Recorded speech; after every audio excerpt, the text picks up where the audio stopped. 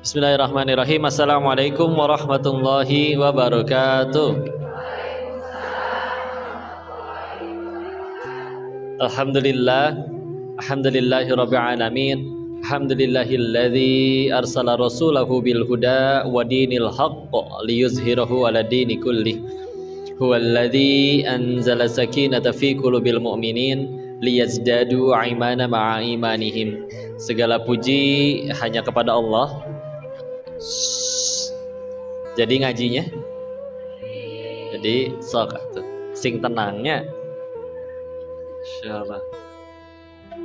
Segala puji hanya kepada Allah, Rabb semesta alam, sumber segala nikmat dan sumber segala kebaikan.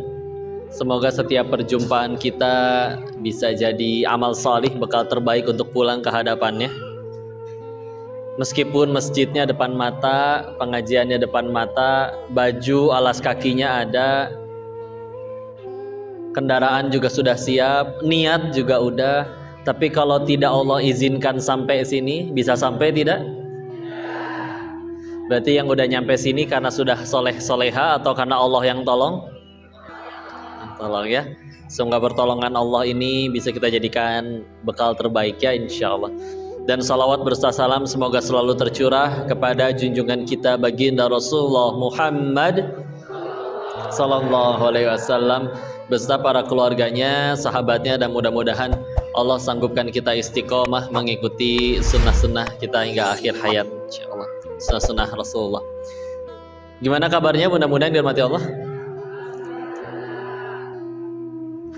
Kalau kita tersenyum itu hanya menggunakan 6 otot wajah. Kalau cemberut menggunakan 13 otot wajah. Coba gerak, pegel. Ketawa mulu aja pegel. Apalagi cemberut wae. Dan lama-lama mukanya mengkerut beneran. Karena kan gitu ya dari tadi. Udah weh lah.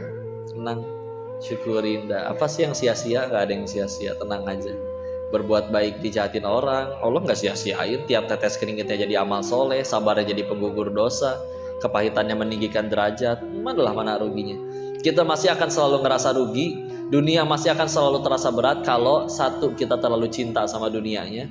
Dua, emang kita belum pengen surga mungkin. Padahal kan semua kepahitan yang kita alami jadi jalan kita tambah dekat ke surga. Ya udah, emang bagi kita gampang katanya, tinggal lihat aja ilahnya apa. Kalau misalkan dia sholat sih sholat kok, tapi ketinggalan sholat gak pernah sedih, kehilangan duit dia nangis ngejerit-jerit, berarti ilahnya duit. Gampang ya. Kalau dia sholat tapi ketinggalan sholat gak pernah nangis, giliran akhirnya jabatannya diturunin, nangis, berarti ilahnya jabatan. Tinggal kita mau naruh apa nih di hati kita ya. Padahal semuanya itu kalau udah punya juga bisa apa, cuma dititipin. Kan yang satu tambah menderita juga kalau tidak menerima takdir dari Allah. Ibu nggak pengen kelihatan kurus, nggak pengen kelihatan langsing, nggak pengen kelihatan gemuk, foto tahan napas ya.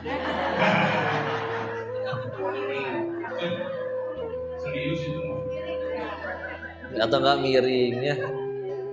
Manusia bu demi terlihat langsing menciptakan benda yang namanya korset ya. Engap ngelihat lagi bu. Bu, saya pengen survei dulu, tanya dengan jujur ya, jawab dengan jujur. Apa sih kriteria foto bagus menurut ibu? Misal, kalau ternyata sefoto 10 orang, yang lain merem semua, ya. Terus yang ibu bagus sendiri. Itu cukup ya? Itu yang diupdate ya? Oh, gitu. Enggak, terus kalau misalkan semuanya bagus senyumnya gini, tapi ibu merem di situ sendiri, minta diulang nggak? Terima kasih telah menjawab dengan jujur ya. Ya Allah, nah apa sudah dipoto dilihat gini, bu make upnya aneh kok, warna mukanya biru begini, udah ngap po atas nama napas ya, masya Allah. Udahlah ya, terima ya. Jangan ada yang berkata, ibu mah dulu itu lucu loh kok kalau pakai seragam SMA gitu ya. Jangan terima kalau sudah jadi tua. Kenapa harus terima kalau jadi tua, Bu? Karena udah jadi, nggak bisa mundur lagi ya. Nggak bisa berkata kayak tadi, ih Koko mah nggak tahu. Dulu ibu lucu banget loh kalau pakai seragam SMA. Dulu Ibu pengen lebih lucu nggak Bu? Ibu pakai lagi seragamnya sekarang. Pecah. Hah? Luar biasa. Gempar, viral kayaknya Bu. Ya. Udahlah. Itu satu. Dan yang satu lagi yang juga bikin berat, udah mah di hatinya bukan Allah, terus yang diletakkan adalah kebutuhan manusia yang lain nih selain sandang pangan papan, yaitu kebutuhan ingin diakui orang lain. Ya. Makanya ada orang alas kakinya 2. Berarti butuh alas kaki cuman 2. Tapi ada yang punya 50. Ya. 50 paso, iya ada. Mungkin toko kali ya jualan. Tapi ada yang nggak toko jualan, sampai kalau datang ke rumah public figure tersebut, ini ruangan, ini kamarnya siapa? Bukan kamar, itu ruangan saya naruh sepatu. Oh, sepatunya dikasih kamar. Mungkin tidur diselimutin kali sepatunya ya. Kok emang nggak boleh orang belinya pakai uang halal, nggak ngutang, nggak nyuri? Emang nggak boleh? Boleh. Gak ada yang bilang nggak boleh. Tapi kalau misalkan ngelakuinnya untuk dipuji makhluk, nanti kasihan, capek. Ya. Kayak sepatu anyar kene, warna bodasnya putih, saking baru kinclong, lebih glowing daripada wajahnya sendiri. Tapi kerasa aneh, kok sepatu baru ini kerasa sempit ya. Oh ternyata ganjalan plastik yang di dalamnya belum dikeluarin. Saking barunya. Terus tiba-tiba ibu ke masjid pakai sepatu itu. Hah? Kira-kira pengen sholat di paling depan atau deket pintu? Iya, ngerti. Kan kalau pas ruku jadi bisa kelihatan kan? Ayah kene. Sami Allahu liman hamidah. Udah gitu, pulang teh hujan, tanah Bu, becek, sepatu putih, sok tetap dipakai apa di jaket? Jing-jingnya. Sepatu yang fungsinya mencegah kita dari kacugak, mendingan kacugak daripada sepatu yang kotor. Sampai katanya kalau pengen tahu tasnya ibu-ibu itu asli atau enggak, gampang. Mumpung di kota hujan, lihat aja pas hujan. Kalau dipakai buat nutupin kepalanya berarti pakai tasnya nutupin. Ekonomis lah ya bahasanya. Karena ekonomi setiap orang kan beda-beda. Tapi kalau kepalanya dipakai buat nutupin tasnya, berarti tasnya asli mahal. Bu, sebetulnya bukan mahal juga sih Bu. Mungkin kepalanya lebih murah aja daripada tasnya. Ya. Ya. Udahlah, benda itu teh. Ya. Benda, jangan malah jadi diperbudak sama bendanya. Ya. Fungsinya jam tangan apa? Nah, ini sama nih. Apa fungsinya jam tangan? Nggak ada. Jam tangan saya diminta ibu-ibu kemarin di Bekasi. Iya. Gara-gara ngejelasin ini nih. Tahu-tahu diulang dulu ya. Siapa tahu ada yang minta jam tangan lagi. Tapi saya udah. Hah? Tapi ya, kalau ini pemberian si Mami, nanti dicariin si Mami ya. Kalau jam tangan waktu itu beli sendiri ya. Lagian ibu pakai topi kumaha sih Bu? Ini tuh arah rasuk. Terus mah ditiung. Yang penting ada yang diminta nih Mas. Bukan dipakai. Insya Allah. Iya, jadi jam tangan kan fungsinya jam tangan untuk melihat waktu. Berarti kalau untuk melihat waktu, jam tangan yang dijual di etalase pinggir jalan yang 30 ribuan, 50 ribuan kayak bisa kan? Meskipun gambarnya Dora. Tapi ternyata ada yang beli yang seharga 5 miliar jam tangan ayam. Ayo meser deh. Ya. Masya Allah. Kalau kita, tapi anehnya kalau kita beli mobil mahal, biasanya kan itu memang larinya lebih kenceng daripada mobil yang murah. Tapi kalau jam tangan, emang jam tangan mahal itu muternya lebih kenceng daripada yang murah? Sama ya? Pak, jam tangan Bapak 5 miliar kelebihannya apa Pak? Jadi 1 jamnya setara 5 menit. Atau rusak, dipakai kene. Saking kencang muternya bisa jadi kipas angin kok. Ya Allah. Aneh ya, demi di aku gitu teh. Ya, kalau nggak pakai, nah gara-gara ngomong ini diminta waktu itu jam tangan. Kalau nggak pakai jam tangan duduknya gini. Tapi kalau jam tangannya mahal gede, taruh di atas meja. Orang kalau udah nge-gym fitness tuh badannya bagus, ya nggak? badannya mulai kekar, pasti jadi suka pakai baju yang ketat, ya. Ngarep-ngarep ditanya toiletnya di mana. Toilet di mana ya?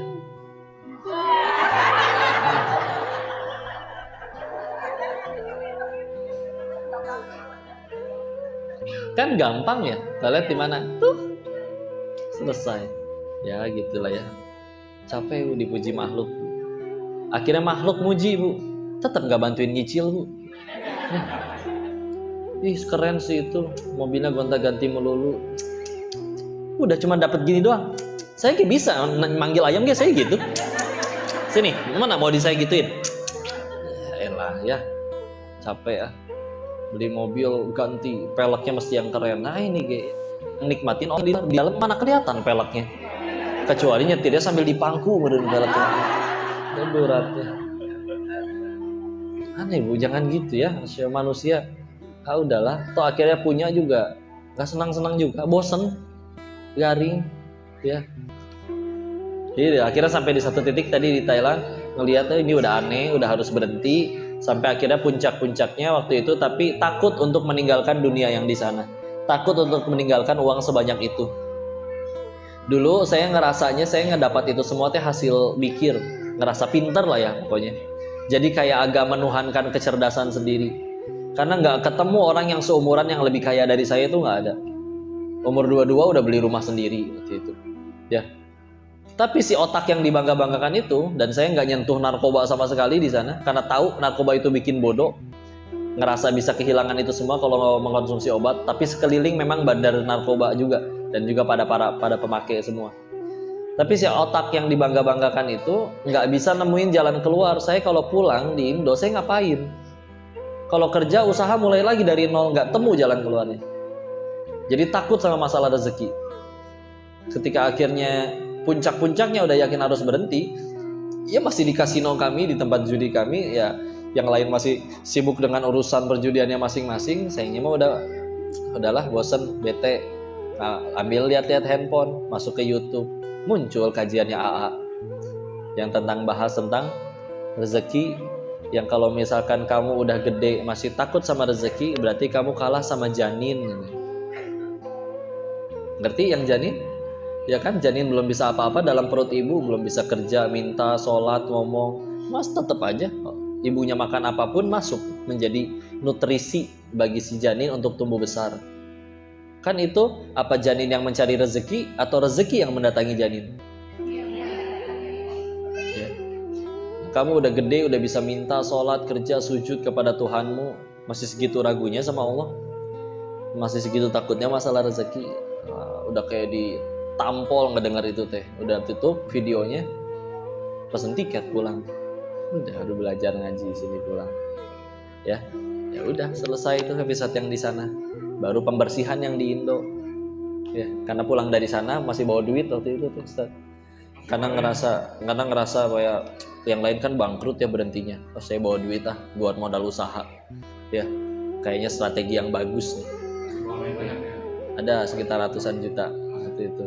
Ya, taunya Allah berikan para penolong. Kan katanya pengen tobat hijrah, tapi uang haramnya masih dikekepan kene. Allah tahu diri ini tidak sanggup langsung ngebuang semua uang haram tersebut. Datang para penolong, tukang tipu udah datang KB.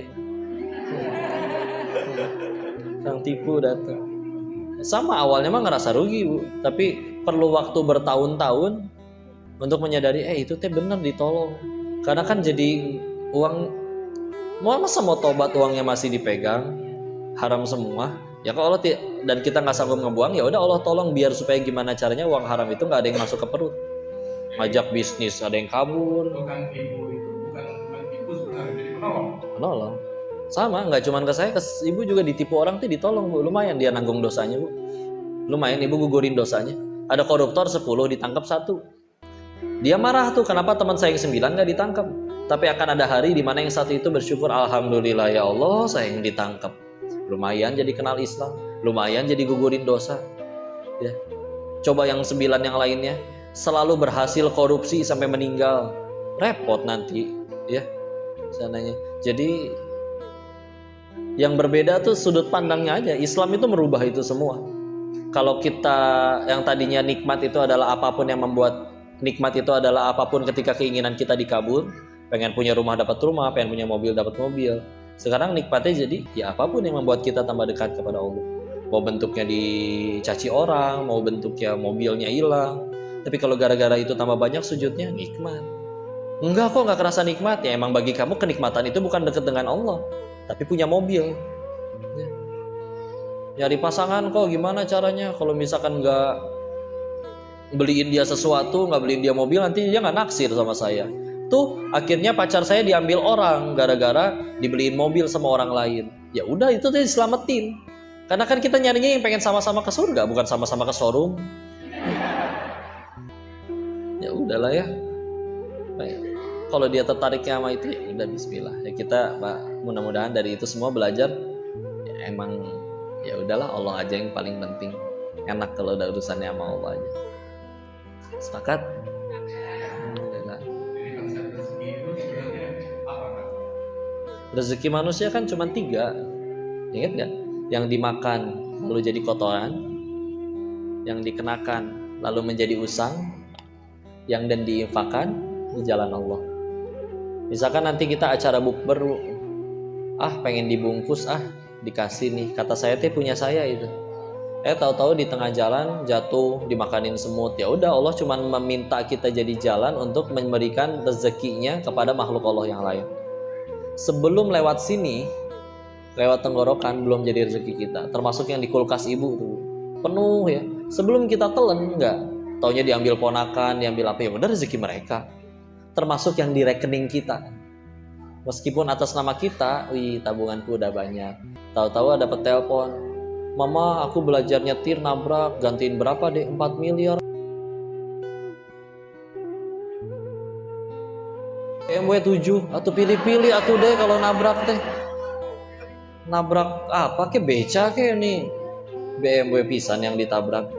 Ya udah, berarti rezeki bengkel. Ya. Sama lah pokoknya, sebelum lewat sini bukan rezeki kita. Ya, udah titipan. Yang kedua, yang dikenakan lalu menjadi usang. Yang kena tsunami di Palu ya, dijamin itu di lemarinya pasti banyak bajunya. Tapi giliran udah anyut, porak-poranda semua, ya udah rezekinya tinggal yang nempel. Ada orang ngeliat, nah itu kan baju yang di lemari saya dipakai orang, tapi sambil badannya juga luka-luka penuh darah, banyak yang ditagih bu. Itu baju saya, nggak mungkin, udahlah rezeki dia. Atau nggak usah itulah tsunami lah. Ada orang biasa kan kalau udah ngelihat sale menjelang Ramadan, menjelang luar biasa itu diskon ya. Padahal emang harga aslinya kayak segitu ya. Digocek aja ibu ya. Dinaikin dulu terus didiskon ya. Aslinya kayak emang segitu ya. Ada gitu. Beli bagus. Beli seneng, beli banyak, taruhlah di lemari digantung. Ya, sibuk kerja, sibuk ngapa-ngapain, sibuk ini, baru ketemu lagi sama tuh baju 5 tahun kemudian waktu pindahan rumah. Iya saya punya baju ini, dicoba. Lah udah nggak muat. Kitanya tambah gemuk. Oh ya udah, buat si ade aja lah. Rezeki si ade. Selama ini kita ngakunya punya kita tuh di lemari lah. Dipakai enggak apa enggak? Enggak, taunya 5 tahun kemudian harus jadi rezeki si ade kita yang masih lebih langsing. Ya. Dan yang terakhir, yang diinfakkan di jalan Allah. Dulu ada pengusaha soleh. Dia punya kebiasaan beres usaha itu cuma disisain modal buat jualan besok. Sisanya sedekahin. Ditanya sama teman-temannya, "Kok begitu sih kamu? Kamu nggak sayang apa sama uang kamu? Invest dong seperti kita." Dijawab, "Justru saya sayang banget sama harta saya. Matak dibawa, pengen dibawa mati. Ya. Gimana caranya bawa mati harta? Ditransfer ke rekening akhirat dengan cara disedekahin." Ya, Masya Allah. Udahlah, harta manusia mah itu doang, udah 3. Ya, kekumpul. Kadang belum tentu sempat makanya. Ada orang nabung udah nyampe 1 miliar karena berniat ingin beli mobil mewah ya. Udah kekumpul, udah berangkat ke showroom. Perjalanan ke showroom kecelakaan, meninggal. Ketika akhirnya meninggal, dipakai uangnya 5 juta oleh keluarganya untuk pemakaman. Sisa 995 jutanya itu buat orang waris. Yang meninggalnya apakah ditanyanya cuma 5 juta? Enggak, 1 miliarnya yang ditanya. Dulu kamu dititipin itu 1 miliar dipakai untuk apa? Cuma dipakai 5 juta. Sisanya niatnya dulu buat apa itu? Oh, saya pengen umroh. Oh, umroh cukup 30 juta. Ini udah 1 miliar kalau pengen beli mobil. Ya. Wah, ditanyanya nggak cuman nominal yang kepake, tapi yang dititipinnya. Udah mah ya ditanyanya yang dititipin, udah nggak sempet kepake, dipakainya sama orang lain. Ripuh duit itu. Udahlah sedekah aja langsung. Pak, kasih Pak. Iya. Ya, boleh sedekah. Tadi udah kan. Oh, Jadi sambil nunggu sadar tadi, udah keluarin semua tuh yang lain. Merah yang perahu pinisi ya dulu ya. Cepet merah. Terima kasih. Alhamdulillah. Ya, dengan luar biasa. Ini kita buka sesi tanya jawab. Boleh. Ya, kita buka sesi tanya jawab. Ini untuk kita sampai jam berapa? Selesai. Sampai jam 1. Hah? Saya jam 11 paling Pak. Harus lanjut kajian lagi. Oke, sampai jam 11. Sekarang jam 10.26. Oke, 10 kali kita. Mundur lagi. Ada yang mau tanya? Ibu? Oke. Sebelah sini 1, sebelah situ 1 ya. Bapak sudah sini dulu. Oke. Iya. Nanti pertanyaannya kita tampung dulu baru dijawab sekalian sama Pak Ustaz. Silakan Ibu.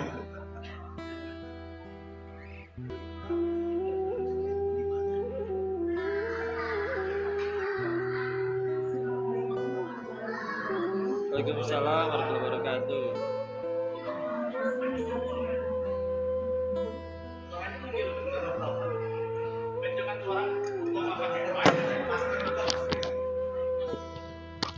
Buka cadarmu Aisyah. Enggak, bercanda. Semangat, tafadhal. Tenang.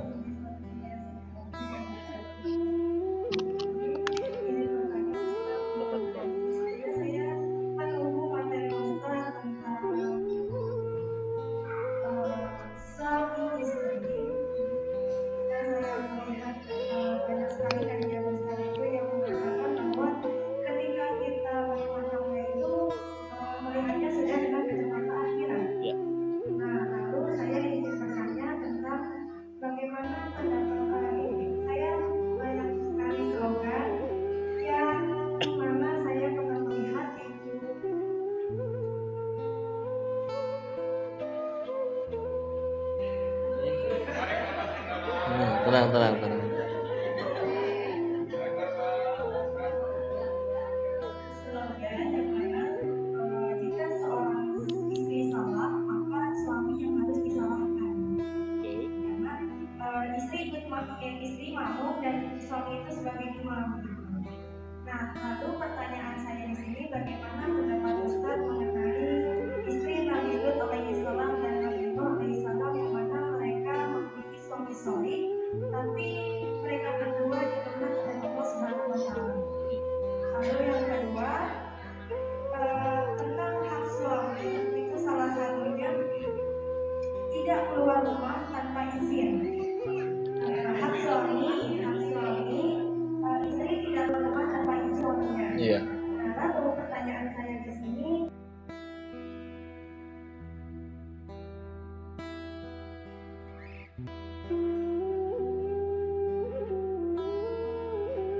mungkin sudah berumah tangga tapi dan itu tidak izin dengan suaminya, dan saya mengatakan seperti ini karena ada beberapa yang curhat. Bagaimana tentang hak suami yang tidak ditunaikan oleh sang istri? Salah satunya adalah meminta izin ketika keluar rumah. Dan itu sangat sering sekali terjadi, dan fenomena sekarang adalah seorang istri tidak izin, dan itu sudah terjadi kebiasaan, sudah menjadi Lumrah. Iya, sudah. Waalaikumsalam warahmatullahi wabarakatuh. Jadi yang bertanya silakan poin-poinnya saja, ya karena waktunya terbatas. Jadi yang pertama tadi mungkin langsung jawab aja Ustaz ya. Iya. Ya kan? Tadi yang pertama teh bagaimana kalau misalkan istrinya Nabi Lut alaihissalam dan juga Nabi Nuh alaihissalam ya. Perbedaannya mereka sudah mengingatkan dengan maksimal, nggak kurang lama apalagi dakwahnya Nabi Nuh 950 tahun. Aku yakin sudah diingatkan ya. Akan semakin berat menjadi tanggung jawabnya ketika makanya sebuah di dalam Islam itu dulu guru hadis saya berkata, kalau untuk mengambil suatu hukum nggak boleh pakai satu dalil saja. Ibarat mengambil ikan keluar dari kolamnya. Jadi kudu dikumpulin semua. Ternyata memang ketika yang benar-benar nyampe berat ada pertanggung jawab di suaminya, memang ketika misalkan ada sifat dayut, membiarkan, tidak mendidik, tidak peduli, tidak ada rasa cemburu. Yang jelas bahwa Nabi Lut alaihissalam dan Nabi Nuh alaihissalam itu tidak mungkin tidak mendidik dengan baik dulu, ya. Nah, sedangkan yang di luar sana ada yang kepalang akhirnya susah diatur, akhirnya udah akhirnya nyerah gitu aja, dicuekin secuek-cueknya. Nah, itu dia yang menjadi permasalahannya. Maka kalau misalkan memang betul yang kami ketahui namanya imam, dia harus ikut pemimpin juga ya, dia harus ikut bertanggung jawab. Sebagaimana kadang tim sepak bola timnya kalah melulu, yang dipecat pelatihnya, Pak. Karena memang ya yang sedang mengepalai, ya kan. Nah ketika akhirnya suami juga nanti tapi itu keseimbangan dari Allah, karena memang laki-laki itu Rasulullah SAW bersabda yang maknanya bahwa kalau aku tidak dilarang untuk menyuruh manusia menyembah manusia lainnya, maka aku akan meminta setiap istri menyembah kepada suaminya. Kata guru saya itu suami itu nyaris jadi Tuhan ya. Cuman karena masalahnya tidak boleh ada yang disembah selain hanya Allah, seperti itu. Karena emang ketaatan itu emang kudu sampai segitunya. Bahkan kalau ditanya sampai sejauh mana ketaatan istri kepada suaminya, nggak ada batas, nyaris jadi Tuhan kok ya. Tapi kecuali mungkin kalau ada yang bertentangan dengan akidah, bertentangan dengan syariat, itu beda urusan ya.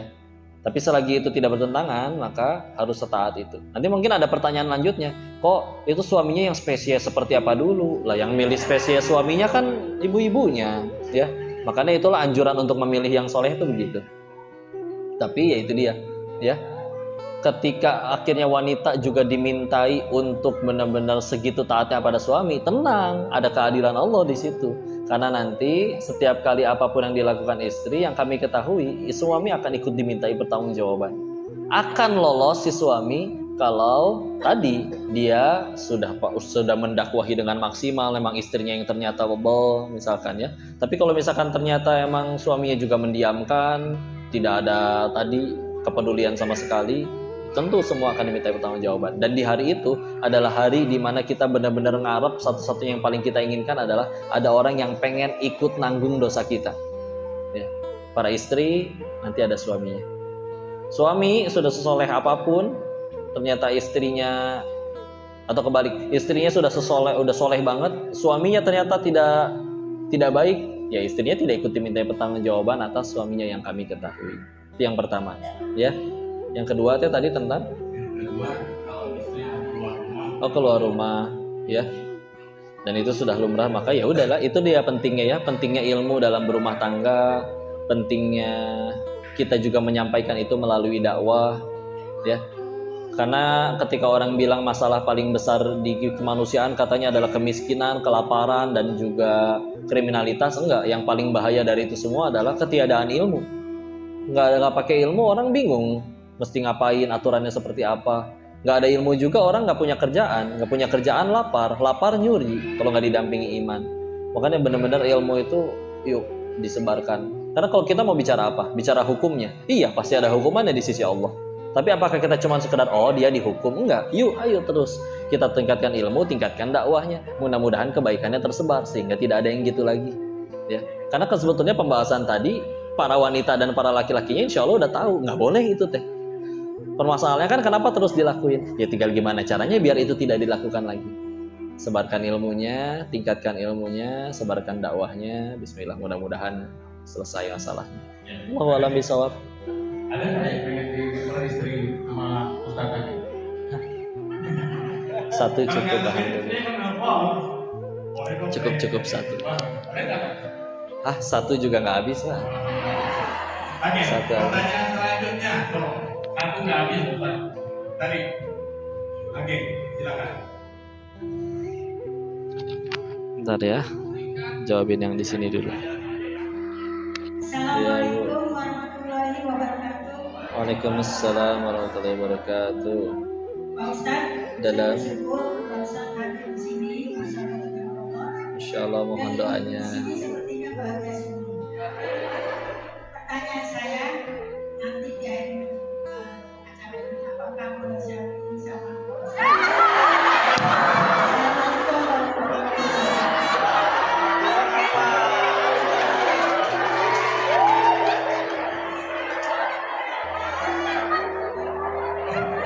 Perlu dijawab nggak, Kang? Oh, kalau emang pada pengen selfie, ya udah makanya suka ditanya gerak milih pengen tanya jawab atau foto-foto sih aslinya. Formalitasnya. Ya sok mangga. Ibu-ibu berdiri. Tapi nanti agak ini ya, biar saya nggak batal wudhu, bisa ada yang orang ibu-ibu tuh lu nyabak tuh. Maksudnya fotonya silakan tapi punten ya, biar saya nggak usah wudhu lagi biar. Ya. Jadi nanti biar adil, biar gampang, Ustaz yang selfie dari sini. Ini kan mudah, simpel. Ibu, silakan. Assalamualaikum warahmatullahi wabarakatuh. Waalaikumsalam warahmatullahi wabarakatuh. Tadi saya membahas tentang bersyukur. Jadi bagaimana cara melatih diri untuk selalu bersyukur dalam setiap keadaan. Iya. Assalamualaikum. Waalaikumsalam warahmatullahi wabarakatuh. Kalau saya caranya sambil dijawab dulu ya, langsung ya. Ya silakan Bapak, Iya. silakan. Saya sih nyamperin yang tanya gitu. Oh iya. Kalau saya melihatnya di situ akal kita bisa bermain. Dalam artian begini. Ketika kita udah tahu ilmunya bahwa la in syakartum la azidanakum, barang siapa bersyukur ditambah, berarti sejatinya kalau kita senang dengan nikmat tersebut dan kita pengen nikmat itu tambah banyak, ya udah, caranya kata Allah disyukuri. Ya. Maka kalau misalkan kita memilih untuk tidak bersyukur karena memang terusan ayatnya ngeri. Wala in kafartum inna adzabi lasyadid. Barang siapa kufur itu kan nggak syukur, melupakan nikmat Allah, sok-sok amnesia dengan nikmat dari Allah. Ternyata inna adzabi lasyadid, sesungguhnya azab Allah itu sungguh pedih. Jadi ternyata yang diancam azab itu bukan cuma orang yang maksiat, tapi yang nggak syukur ngilang-ngilangin juga. Nah itu hati-hati ya. Sedangkan pengen nikmat, sedangkan cara pengen tambah nikmat udah tahu, tinggal disyukuri. Tapi terus kitanya masih malas pengen bersyukur. Kita milih gak syukur, masalahnya tetap ada, hatinya tetap gak enak, bisa jadi dosa lagi kalau gak syukur. Jadi apa keuntungannya dengan menjadi manusia yang tidak bersyukur? Yuk syukurin aja. Atau bisa direnungkan dengan berbagai macam kelebihan atau keutamaan dari Allah. Contoh, berapa banyak sih hal yang kita butuh tapi kita gak pernah minta, tapi tetap dikasih sama Allah. Contoh, berkedip. Ibu perlu ngedip nggak? Ya. Ada di sini orang yang pengen ngedip, berdoa dulu ke Allah. Ya Allah, perih ya Allah, ayo ngedip ya Allah. Tetap ngedip. Kalau Allah tidak izin mata ini berkedip, bisa kedip nggak? Enggak.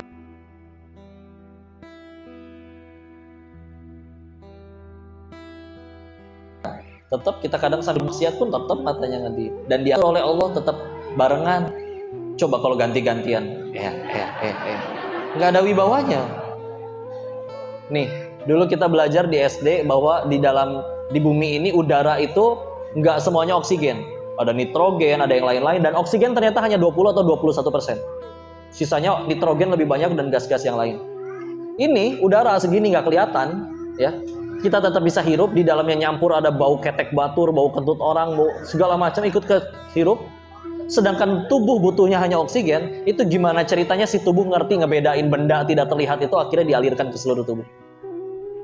Ternyata setelah ilmu biologi menyelidiki, di dalam darah itu mengandung yang namanya hemoglobin.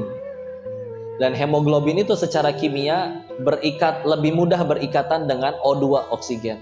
Sehingga kita menghirup nih segala macam masuk nih, ada karbon dioksidanya, asap kendaraan orang dan yang lain-lain, masuk ke paru-paru, merebak dari bronkus ke alveolus semua, dijemput oleh darah. Darah di dalamnya ada hemoglobin. Yang kejemput, yang ketarik secara kimiawi dia lebih mudah berikatan dengan oksigen. Oksigennya yang keambil, disebarkan ke seluruh tubuh.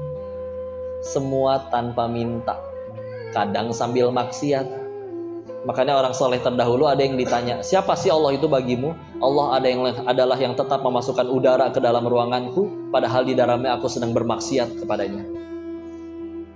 Dengan segitu banyaknya baiknya Allah, terus masih pengen ngeluh, maka udahlah pakai syukur aja, ya. Syukur banyak. Jadi kalau kita pengen suka dengan satu nikmat, cara terbaik untuk melanggengkan nikmat tersebut adalah dengan disyukuri.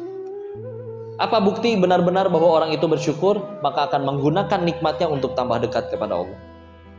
Karena ada orang yang di lisan doang, naik gaji, alhamdulillah, tapi dipakainya maksiat misal, berarti bohong syukurnya. Ya. Karena kalau syukur yang benar, pasti akan menggunakan nikmat itu untuk jadi jalan tambah dekat kepada Allah. Kalau udah ke arah sana, Allah lagi, nanti Allah yang turunkan sakinah insyaallah. Wallahu a'lam bishawab.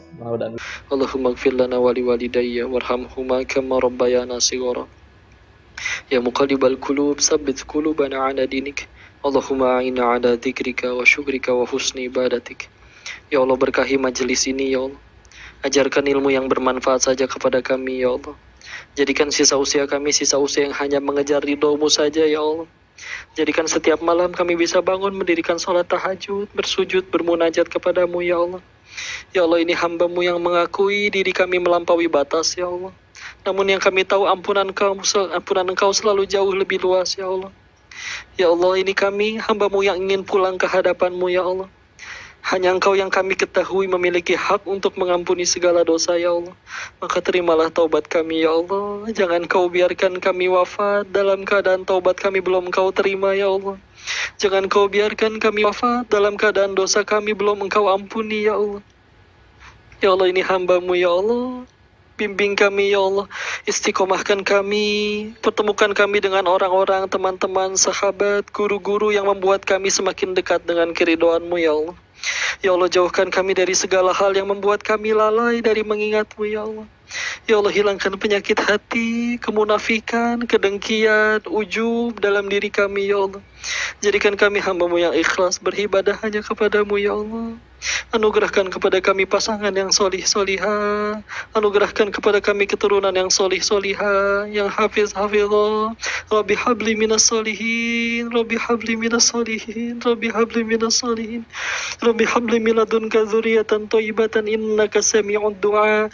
Rabbi la tazarni fardan wa anta khairul warithin. Rabbi ij'alni muqima sholati wa min dzurriyyati rabbana wa taqabbal du'a. Berkahi dan muliakan kedua orang tua kami ya Allah. Izinkan kami bisa menjadi pahala jariah bagi mereka ya Allah. Terimalah amal solih kedua orang tua kami dan amal soleh kami yang ala kadarnya ya Allah. Izinkan kami bisa berkumpul dengan orang-orang yang kami cintai di dalam surga-Mu kelak ya Allah.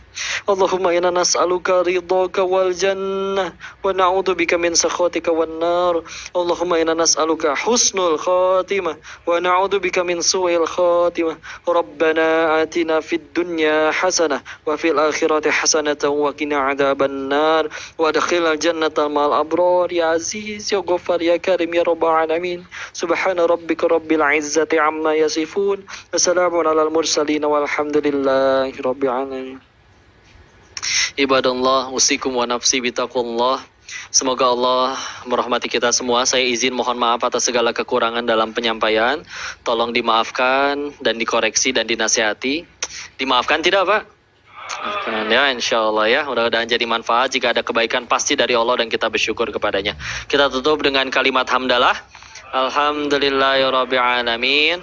Istighfar 3 kali. Astaghfirullahaladzim, astaghfirullahaladzim, astaghfirullahaladzim. Doa kafaratul majlis. Subhanaka Allahumma wa bihamdika asyhadu an la ilaha illa anta astaghfiruka wa atubu ilaik. Terima kasih semuanya. Billahi taufiq wal hidayah. Assalamualaikum warahmatullahi wabarakatuh.